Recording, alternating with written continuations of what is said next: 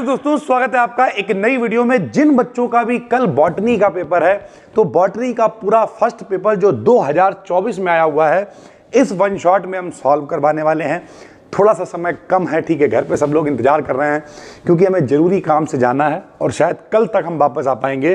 तो फिलहाल हम 2024-25 का पूरा पेपर सॉल्व करवा के निकल रहे हैं। हम आपसे कहेंगे आप 2023 वाला पेपर भी जरूर सॉल्व कर लेना, और 2 पेपर अगर आप सॉल्व करके जाओगे तो आप आराम से पूरा पेपर कर पाओगे भाई, ठीक है। तो ये MJPRU का पेपर है। इसमें देखिए सारे क्वेश्चंस अगर हम यहाँ पे देखें तो पूरा पेपर हमने यहाँ पे लगा दिया है, जो हम आपको फ्री में अपना टेलीग्राम चैनल है डिस्क्रिप्शन में, जिसका लिंक आपको मिल जाएगा, उसे क्लिक आप करोगे और वहाँ पर ये वीडियो आपको मतलब ये PDF आपको मिल जाएगी भाई, ठीक है। तो ये पूरा एक पेपर है, इसमें क्या क्या आया हुआ है फटाफट से इस वीडियो के अंदर हम सॉल्व करवाते हैं। देखिए सबसे पहला जो क्वेश्चन है, पॉस्चुरीकरण आपने 9th क्लास में पढ़ा होगा, यहाँ भी आया हुआ है। क्या होता है पॉस्चुरीकरण, सरल भाषा में समझते हैं। ये एक प्रोसेस है, क्या करता है, इस प्रोसेस का क्या काम है, जिसमें मिल्क या फूड को थोड़ी देर के लिए हाई टेम्परेचर पर रख देते हैं, जिससे क्या होता है जो खतरनाक जर्म्स होते हैं वो सारे के सारे मर जाते हैं। फिर भोजन को ठंडा कर देते हैं और फिर फूड सेफ हो जाता है, यानी खाने के लायक हो जाता है। तो यानी पॉस्चुरीकरण क्या होता है, दूध है, खाना है, जो भी है उसे बहुत हाई टेम्परेचर पे गर्म करते हैं, जर्म्स वगैरह खत्म हो जाते हैं, फिर उसे ठंडा कर लेते हैं। घर में हम लोगों की मम्मियां भी तो यही करती हैं, हमारी मम्मी आज भी यही करती हैं कि मतलब पानी खौला देती हैं पहले, फिर वो ठंडा करके धीरे धीरे करके उसे ठंडा कर करके फिर आराम से पीती रहती हैं। तो यही तो प्रोसेस है भाई, ठीक, जर्म्स को खत्म करने का।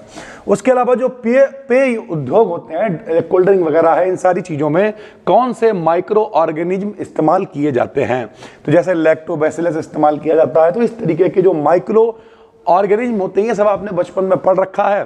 फर्मेंटेटेड जितनी भी ड्रिंक्स होती हैं, फर्मेंटेटेड का मतलब क्या होता है, फर्मेंटेड का मतलब क्या होता है, जितनी भी किण्वन क्रिया से बनाई जाने वाली ड्रिंक होती हैं, जैसे मान लिया अगर सरल भाषा में कहें अल्कोहल, अल्कोहल मतलब शराब। शराब कैसे बनती है, किण्वन क्रिया से ही तो बनती है।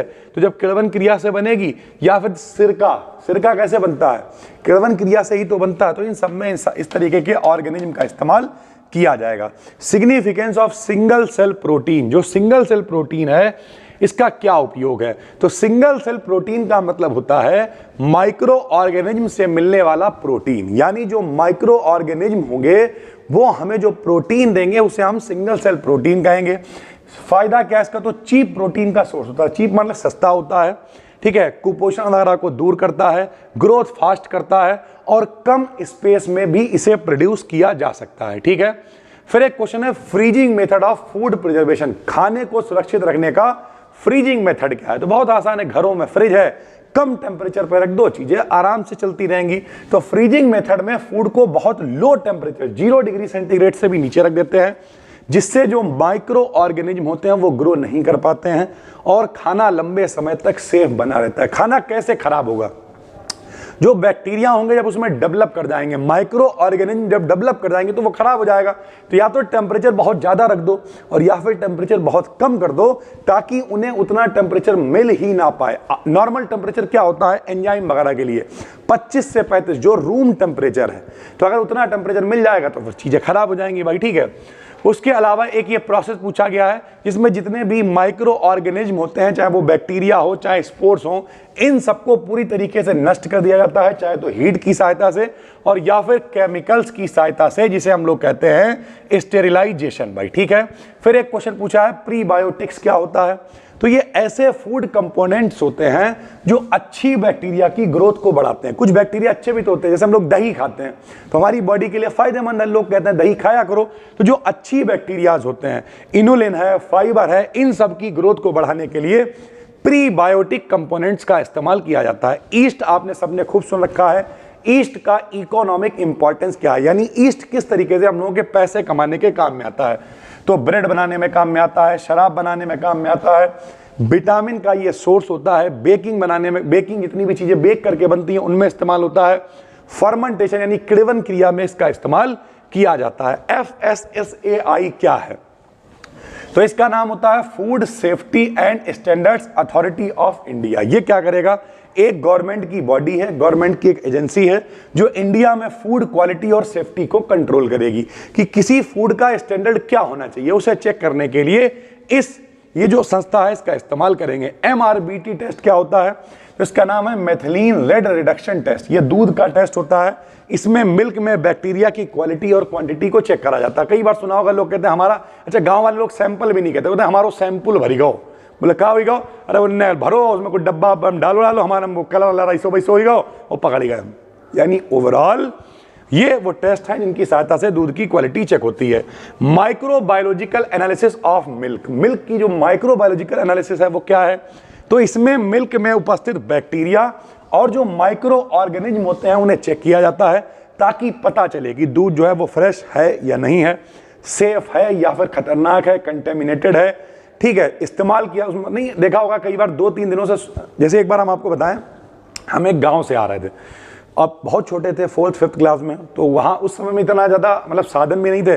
तो एक दूध वाले भैया आते थे, उनके संग में बैठ के 20-22 किलोमीटर उन्होंने कहा हम चलो तुम्हें घर छोड़ देंगे। एक शादी में गए हुए थे, तो उन्होंने रास्ते में 4-6 बार तो पानी मिलाया नलों पे, उसके अलावा अलग से क्रीम वगैरह निकलवाई, तो उस दूध में रह क्या गया? तो यानी ओवरऑल यही सब चेक किया जाता है कि दूध फायदेमंद है या नहीं है। फिर देखिए ये 10 क्वेश्चन हो गए भाई, 2-2 नंबर के 10 क्वेश्चन है, PDF आपको दे देंगे, आप पढ़ लोगे, 20 नंबर पक्के हो गए। फिर 15 नंबर वाले क्वेश्चन आते हैं। बैक्टीरियल ग्रोथ के लिए एनर्जी सोर्सेस क्या होते हैं? तो जो बैक्टीरियाज होते हैं उन्हें एनर्जी के लिए अलग अलग सोर्सेस चाहिए होते हैं। कैसे बैक्टीरिया ग्रो करेंगे? तो सबसे पहले तो बैक्टीरिया को लाइट चाहिए, यानी प्रकाश चाहिए है। प्रकाश की सहायता से बैक्टीरिया क्या करेंगे? फोटोट्रॉपिक बैक्टीरिया जितने भी होंगे वो सब कामयाब हो जाएंगे। कुछ केमिकल कंपाउंड चाहिए, जैसे केमोट्रॉपिक बैक्टीरिया होते हैं, इन्हें केमिकल कंपाउंड चाहिए हैं। ऑर्गेनिक कंपाउंड कौन से होने चाहिए? जैसे ग्लूकोज है, शुगर्स है भाई, ठीक है। इनऑर्गेनिक कंपाउंड NH3 है, H2S है। यानी ओवरऑल ये सारी चीजें क्या करेंगी? बैक्टीरिया को ग्रोथ करने में सहायता करेंगी। साथ साथ कुछ न्यूट्रिशियंस भी चाहिए होंगे, कुछ खनिज लवण वगैरह भी चाहिए होंगे। जैसे ग्रो करने के लिए कौन से न्यूट्रिशियंस चाहिए हैं? तो कार्बन के यानी कार्बोहाइड्रेट चाहिए है, कार्बन डाइऑक्साइड चाहिए है, एमिनो एसिड चाहिए है। एमिनो एसिड से क्या बनता है? प्रोटीन बनता है। तो कार्बोहाइड्रेट चाहिए है, प्रोटीन चाहिए है, नाइट्रेट चाहिए है, कैल्शियम चाहिए, मैग्नीशियम चाहिए, आयरन चाहिए, पोटेशियम चाहिए। विटामिन और ग्रोथ के जो फैक्टर्स हैं वो किस तरीके से काम करेंगे? तो इनका हम क्लासिफिकेशन कर लेते हैं, जरा समझिए। टेम्परेचर के बेसिस पर क्लासिफिकेशन होता है। 3 तरीके से बैक्टीरियाज काम करते हैं। कुछ ऐसे जो ठंडे पे काम करेंगे, 0 से 20 डिग्री पे काम करेंगे, जिसे हम लोग साइक्रोफाइल्स बोलेंगे, ठीक है। दूसरा मीसोफाइल्स होते हैं जो 25 से 40 पे काम करेंगे, और तीसरा थर्मोफाइल्स होंगे जो 45 से 80 पे काम करेंगे। तो ये जो क्वेश्चन आया हुआ है जरा समझिए। इस क्वेश्चन में ये कह रहा है कि बैक्टीरिया को ग्रोथ के लिए कौन कौन से सोर्सेज चाहिए, उनका क्लासिफिकेशन आप कैसे करोगे? तो आप लिख दोगे, देखो ये चाहिए, न्यूट्रिशंस में ये चाहिए, टेम्परेचर के आधार पर 3 तरीके के होते हैं, और ऑक्सीजन के आधार पर भी ये लोग 2-3 तरीके के होते हैं। कुछ वो होते हैं जो एरोबिक, जिनमें ऑक्सीजन चाहिए होती है, कुछ एनएरोबिक होते हैं जिनमें ऑक्सीजन नहीं चाहिए होती है, कुछ ऐसे होते हैं जिनमें ऑक्सीजन हो या ना हो दोनों काम चल जाता है, कुछ ऐसे होते हैं जिनमें माइक्रो एरोबिक मतलब कम ऑक्सीजन चाहिए होती है, हालांकि चाहिए होती है, ठीक है। तो इस तरीके से 2 तरीके से इनका क्लासिफिकेशन होता है, एक टेम्परेचर के आधार पर, एक ऑक्सीजन के आधार पर। आप क्लासिफिकेशन लिख दोगे, क्या क्या चाहिए वो लिख दोगे, नंबर आपको मिल जाएगा। Use of chemicals and antibiotics in food preservation, खाने को सुरक्षित रखने के लिए एंटीबायोटिक्स का इस्तेमाल हम लोग कैसे करते हैं, केमिकल्स का इस्तेमाल कैसे करते हैं। तो फूड प्रिजर्वेशन में केमिकल्स और एंटीबायोटिक्स का यूज फूड को खराब होने से बचाने के लिए किया जाता है। केमिकल्स का यूज कैसे करोगे? सोडियम बेंजोएट, आपने देखा अचार मसाला होता है, सोडियम बेंजोएट ही होता है। तो सोडियम बेंजोएट जूसेस में इस्तेमाल होता है, जैम्स यानी अचार में इस्तेमाल होता है। ऐसे ही पोटेशियम मेटाबाइसल्फाइड होता है, शराब में इस्तेमाल होता है। पिकल्स अचार में, जैम में, नमक है, चीनी है, ये सब इस्तेमाल होता है भाई, ठीक है। एंटीबायोटिक्स का यूज करें तो निशिन होता है, जितने भी डेयरी प्रोडक्ट्स होते हैं इन सब में इस्तेमाल होता है। नेटामाइसिन है, पनीर बनाने में इस्तेमाल होता है, मीट के प्रोडक्ट बनाने में इस्तेमाल होता है। एंटीबायोटिक्स हार्मफुल बैक्टीरिया को खत्म कर देते हैं, नाम ही एंटीबायोटिक्स है, प्रतिजैविक है। तो जो उल्टे सीधे बैक्टीरियाज होंगे उन्हें ये खत्म कर देंगे, और फूड की जो सेल्फ लाइफ होगी, सुरक्षित रहने की लाइफ है, उसे बढ़ा देंगे भाई, ठीक है। फिर एक क्वेश्चन है, effect of pH and gaseous atmosphere on growth of micro organism. जो भी सूक्ष्म जीव हैं, माइक्रो ऑर्गेनिज्म हैं, उन पे पीएच वैल्यू का क्या फर्क पड़ेगा, उन पे गैसियस एटमॉस्फेयर का क्या प्रभाव पड़ेगा, ये पूछा है। तो पीएच का क्या इफेक्ट पड़ेगा? पीएच अगर 7 से कम है तो जितने भी फंगी होंगे, ईस्ट होंगे, ये सब ग्रो करेंगे। 7 के करीब है तो बैक्टीरिया के लिए 7 बेस्ट होता है पीएच मान। पीएच अगर एल्केलाइन मतलब 7 से ज्यादा है तो कुछ स्पेशल बैक्टीरिया ही ग्रो कर पाते हैं, बाकी नहीं कर पाते। गलत पीएच पर माइक्रो ऑर्गेनिज्म ग्रो नहीं कर पाते। नॉर्मली एक स्टैंडर्ड जो पीएच होता है एंजाइम वगैरह के लिए वो 5 से 7 के करीब होता है भाई, ठीक है। Effect of gaseous atmosphere, pH की बात हम लोगों ने कर ली कि स्टैंडर्ड 5 से 7 के बीच में गैसों का क्या प्रभाव है। तो अगर ऑक्सीजन प्रेजेंट है तो जो ऑक्सीजन वाले ऑक्सी वाले होंगे, एरोबिक वाले माइक्रो ऑर्गेनिज्म होंगे वो ग्रो करेंगे। ऑक्सीजन नहीं है तो अनऑक्सी वाले ग्रो करेंगे। CO2 की मात्रा बहुत ज्यादा है तो ये नहीं के बराबर ग्रो करेंगे। माइक्रोबियल ग्रोथ जो है वो लगभग खत्म हो जाएगी, स्लो हो जाएगी भाई, ठीक है। फिर एक क्वेश्चन आया है माइक्रोबायोलॉजी ऑफ डेयरी प्रोडक्ट्स। जो डेयरी प्रोडक्ट्स होते हैं दूध वगैरह, इन सब की माइक्रोबायोलॉजी क्या है, किस तरीके से इस्तेमाल करोगे। तो डेयरी प्रोडक्ट जैसे दूध है, दही है, बटर है, चीज है, इन सब में माइक्रो ऑर्गेनिज्म होते हैं। कुछ हमारे लिए फायदेमंद होते हैं, कुछ हमारे लिए हार्मफुल होते हैं। जैसे दूध की बात करें भाई, ठीक है, सबके बारे में हमने यहां पे लिख दिया। दूध की बात करें तो जो कच्चा दूध होता है उसमें बैक्टीरिया कौन से होते हैं कौन कौन से होते हैं बताओ। लैक्टोबैसिलस होता है, ई कोलाई जो होता है वो हार्मफुल होता है, कुछ अच्छे भी होते हैं कुछ खराब भी होते हैं, इसलिए इसका पाश्चुरीकरण करा देते हैं जिससे हार्मफुल वाले जितने जर्म्स होते हैं वो सब खत्म हो जाते हैं। दही की बात करें तो दही बनाने में लैक्टोबैसिलस, अभी आपको बताया, जो भी किड़वन से बनेगा उसमें लैक्टोबैसिलस का इस्तेमाल हम लोग करेंगे भाई, ठीक है। दूध में क्या होता है, लैक्टोज होता है। लैक्टोबैसिलस क्या करेगा, लैक्टोज को लैक्टिक एसिड में चेंज कर देगा जिससे दूध जम जाएगा और उसका जो दूध का स्वाद है वो कैसा हो जाएगा, खट्टा हो जाएगा। ऐसे ही आप बटर के लिए देख लोगे, ठीक है, ऐसे आप पनीर के लिए लिख दोगे कि चीज बनाने में लैक्टोबैसिलस का इस्तेमाल हो रहा है, स्ट्रेप्टोकोकस का इस्तेमाल हो रहा है, कभी कभी जो पेनिसिलियम वगैरह है इनका भी इस्तेमाल करा जाता है फ्लेवर और टेक्सचर को डेवलप करने के लिए। तो डेयरी और माइक्रोबायोलॉजी है, माइक्रो ऑर्गेनिज्म का रोल बहुत इंपॉर्टेंट है। अच्छे बैक्टीरिया प्रोडक्ट बनाते हैं, खराब बैक्टीरिया बीमारियां भी यानी डिजीज भी कर सकते हैं और प्रोडक्ट को बर्बाद भी कर सकते हैं भाई, ठीक है। फिर इस पीडीएफ में वही जो ऊपर शॉर्ट में आया है MBRT टेस्ट, क्या होता है ये, पूरा नाम है मेथिलीन ब्लू रिडक्शन टेस्ट होता है, दूध का ये टेस्ट होता है। प्रिंसिपल ये है, मिल्क में बैक्टीरिया ऑक्सीजन का इस्तेमाल करते हैं, जैसे जैसे ऑक्सीजन कम होती है मेथिलीन ब्लू का ब्लू कलर गायब हो जाता है। तो अगर ऑक्सीजन की कमी है ये मिलाया जाएगा, अगर उसका नीला रंग गायब हो जाता है तो समझ जाएंगे कि दूध जो है वो खराब है। प्रोसीजर क्या है, मिल्क का सैंपल ले लिया, उसमें मेथिलीन ब्लू ऐड कर दिया, फिर उसे इंक्यूबेट किया। इंक्यूबेट करने के बाद अगर कलर चेंज को ऑब्जर्व करेंगे, अगर कलर गायब हो गया मतलब ऑक्सीजन गड़बड़ है, दूध तुम्हारा खराब है, आ जाओ लाइन में। तो कलर जल्दी चला जाए मिल्क बहुत गंदी क्वालिटी का है, कलर लेट जाए मतलब कलर जो मिल्क है वो ठीक क्वालिटी का है। सिग्निफिकेंस की बात करें, मिल्क की हाइजीन क्वालिटी चेक हो जाती है, अच्छा है बुरा है। जितनी भी डेयरी इंडस्ट्री है इनमें बहुत ज़्यादा इस्तेमाल किया जाता है, फास्ट होता है, सिंपल टेस्ट होता है, सैंपल लिया डाला चेक हो गया, बात खत्म हो गई, ठीक है। Various modes of cell division in bacterial cell, जो बैक्टीरियाज होते हैं, बैक्टीरियल सेल होते हैं, उनके कौन कौन से मोड्स होते हैं सेल डिवीजन के लिए। तो बैक्टीरियल सेल डिवीजन के कुछ मोड्स हैं, जैसे बैक्टीरिया में मेनली आसेक्सुअल रिप्रोडक्शन होता है, तो बाइनरी फिशन हो सकता है, यानी बाइनरी मतलब क्या, दो में टूट जाएगा, फिशन मतलब टूटना। तो जो एक बैक्टीरिया सेल होगा वो इक्वल 2 डॉटर सेल्स में डिवाइड हो जाएगा। सबसे तेज मेथड होता है, डीएनए रेप्लिकेट होगा, कोशिका लंबी होगी, ठीक है, और 2 कोशिकाएं बन जाएंगी। बडिंग होती है, बडिंग में आपको पता होना चाहिए एक शरीर से कुछ नए पार्ट निकलने लगते हैं और वो पार्ट जो नए निकलते हैं वही अलग होके नया जो भी प्लांट है या नया जीव है जो भी है कुछ वो बना लेते हैं। फ्रेगमेंटेशन भी होता है इसमें, फ्रेगमेंटेशन मतलब बैक्टीरिया के टुकड़े हो जाएंगे, हर टुकड़ा नया सेल बना लेगा। एंडोस्पोर फॉर्मेशन भी होता है, यानी जब कंडीशंस बहुत अच्छी नहीं होंगी तो स्पोर्स बनने लगेंगे और वो स्पोर्स फाइनली जो है वो अलग हो जाएंगे जब उन्हें अच्छी सी कंडीशन मिल जाएगी। क्वांटिटी मेजरमेंट भी पूछा है, किस तरीके से ग्रोथ होती है। तो डायरेक्ट मेथड होते हैं, इनडायरेक्ट मेथड होते हैं, जिनसे आप क्या कर सकते हो, इनकी ग्रोथ को मॉनिटर कर सकते हो। तो ये आप देख लेना भाई, ठीक है। थोड़ा सा टाइम मेरे पास कम है तो हमने पूरी कोशिश की है कि पीडीएफ पूरी रात लिखा है बैठ के भाई, ठीक है। तो थोड़ा सा चाहो तो चैनल को सब्सक्राइब कर लेना, प्यार देना। मेरे पास टाइम होता तो 2023 भी सॉल्व कराते, लेकिन बहुत अर्जेंट है, घर पे मम्मी बिटिया छोटी वाली सब बैठे हुए हैं, बस हम ही क्या करना है। हम लास्ट टाइम पे लोग कहें, मेरे घर वाले कहते तुम्हारा हमेशा यही रहता है। तो कोशिश है, अगर आपके लिए ये काम में है तो भैया टेलीग्राम पे अभी लिंक डिस्क्रिप्शन में डाल देंगे, तुरंत पीडीएफ अपलोड हो जाएगी, आप चेक कर लेना, ठीक है। Chemical composition of food and microbiological quality standard. तो फूड में क्या होता है, फूड में भैया क्या क्या होना चाहिए, कार्बोहाइड्रेट होना चाहिए, कार्बोहाइड्रेट हमें एनर्जी देगा, प्रोटीन होना चाहिए जिससे बॉडी की ग्रोथ होगी, रिपेयर, चोट वगैरह लग जाएगी सब रिपेयर होगा, दूध से मिल जाएगी। बसा यानी फैट होना चाहिए। अगर कार्बोहाइड्रेट नहीं है तो इसकी अनुपस्थिति में जो बसा होंगे, फैट होंगे, वो हमें एनर्जी देंगे, बटर से, ऑयल से मिलेंगे।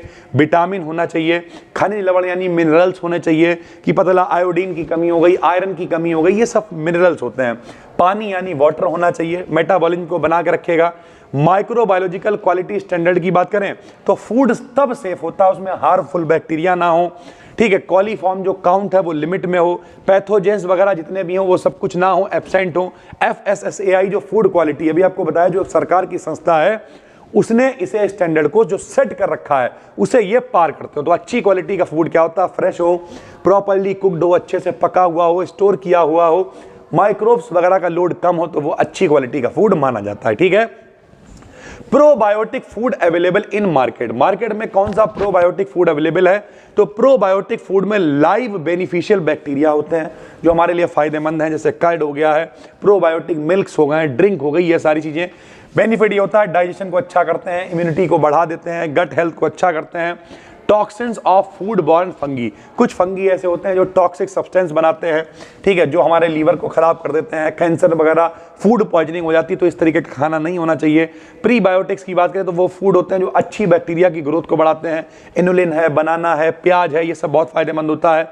Methods of food preservation, food को कैसे प्रिजर्व करोगे तो लंबे समय तक खराब ना हो, इसे फूड प्रिजर्वेशन कहते हैं। ड्राइंग, सुखा के, देखा होगा मम्मी लोग सुखा के रख लेती हैं, चीजें खराब नहीं होती, अनाज है, मिर्च है, आम है, पापड़ है, देखा है, सुखा के रख लिया जाता है भाई, ठीक है।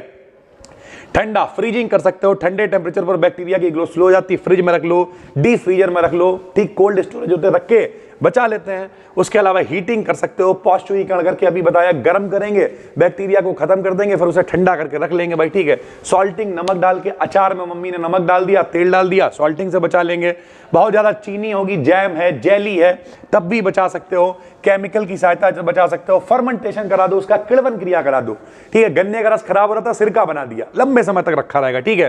कैनिंग कर सकते हो, जो भी एयर टाइट कंटेनर्स होते हैं, कैंस होती हैं, उनमें आप रख सकते हो सब्जियों वगैरह को। रोल ऑफ पैकेजिंग, किस तरीके से आप पैकेज करते हो और उसका क्या फायदा है? तो नंबर 1 जो माइक्रो ऑर्गेनिज्म होंगे उनसे बचा रहेगा। पैकेजिंग, मॉइस्चर, नमी नहीं आएगी जिससे खराब नहीं होगा।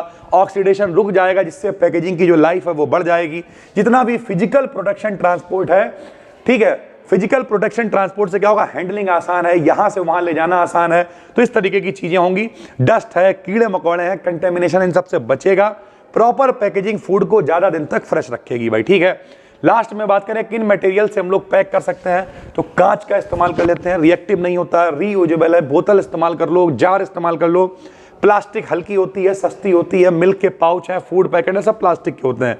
मेटल है, एसेंटिन है, एल्यूमिनियम है, इन सबका इस्तेमाल कर सकते हैं। कैन वगैरह आती हैं जिनमें रख सकते हो। पेपर का इस्तेमाल कर सकते हो, इको फ्रेंडली होते हैं, कार्डबोर्ड से, बिस्किट है, ड्राई फ्रूट है, सब इसी में आते हैं। लैमिनेटेड पैकेजिंग होती है जिसमें कई लेयर्स होती हैं, प्लास्टिक, एल्यूमिनियम वगैरह की, चिप्स, कुरकुरे वगैरह सब इसी में आते हैं, ठीक है। तो ये पूरा पेपर है, हमने पूरी कोशिश की है।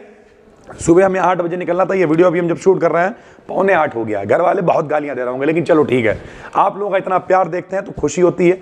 हम निकलते हैं, देखो अभी सच में बाजार में नहाया भी नहीं, हम ऐसे ही जाएंगे, ऐसे लोअर ऐसे पहन के जाएंगे, गालियां मिलेंगी। मम्मी मतलब आंटी जी कहेंगी तुम्हारा हमेशा यही ड्रामा रहता है। अभी फोन आया था कचौड़ी बनाइए खा लो आके, हमने अरे कचौड़ी वचौड़ी छोड़ो, रख लेना, रास्ते में खा लेंगे। तो रियलिटी ये है, ये वीडियो बहुत इंपॉर्टेंट है, हमने पूरा प्रयास किया है। डिस्क्रिप्शन में फ्री टेलीग्राम चैनल का लिंक है, उसे क्लिक कर लेना, ज्वाइन करके PDF हम वहां पे डाल देंगे। हम मिलते हैं आपसे एक और वीडियो में, तब तक के लिए धन्यवाद, थैंक यू।